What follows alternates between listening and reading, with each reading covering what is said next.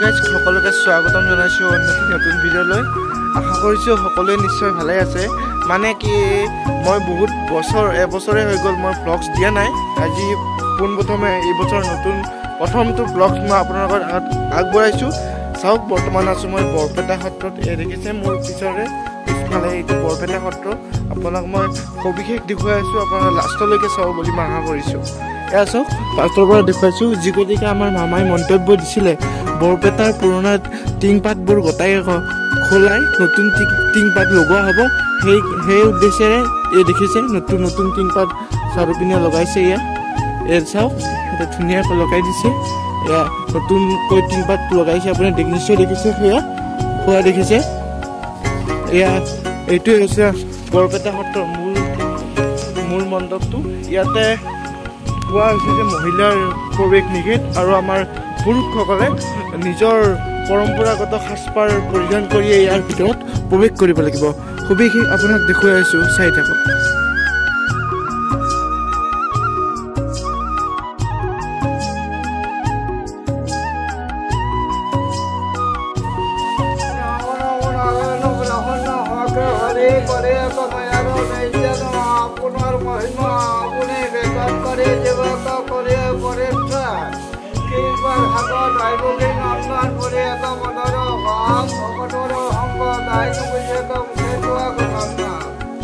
আৰু দেৱে যিমতে কামনা কৰিছে সকলো কামনা পূৰ কৰিব, অমৰ মংগল দূৰ কৰিব, সৰ্বত্ৰভাৱে গোপালে ৰক্ষা কৰিব। জয় গুৰু শংকৰ কৃষ্ণ।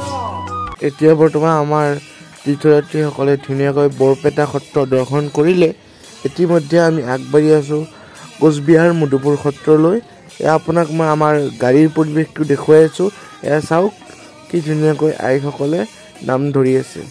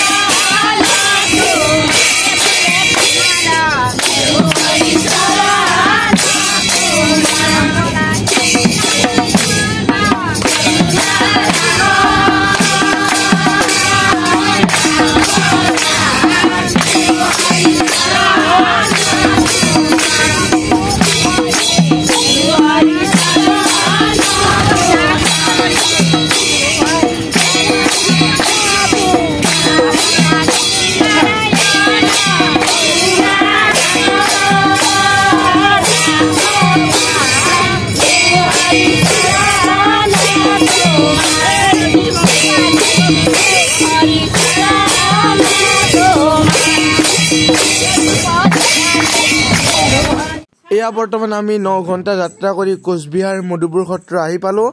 আজি ইয়াতে থকা হ'ব আৰু নেক্সট মৰ্ণিং আমি মধুপুৰ সত্ৰ দৰ্শন কৰি কোচবিহাৰ ৰাজাবাৰী, বৈকুণ্ঠপুৰ সত্ৰ, মহামায়া আৰু বৰপেটা সত্ৰ আপুনি দেখিলে।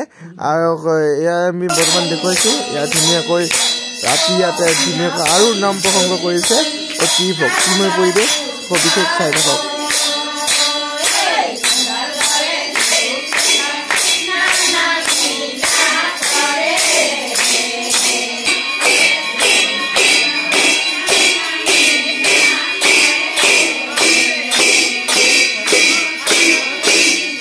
ব্লগছ ইয়াতে সামৰিছোঁ। অন্য এটি নতুন ব্লগছত লগ পাম।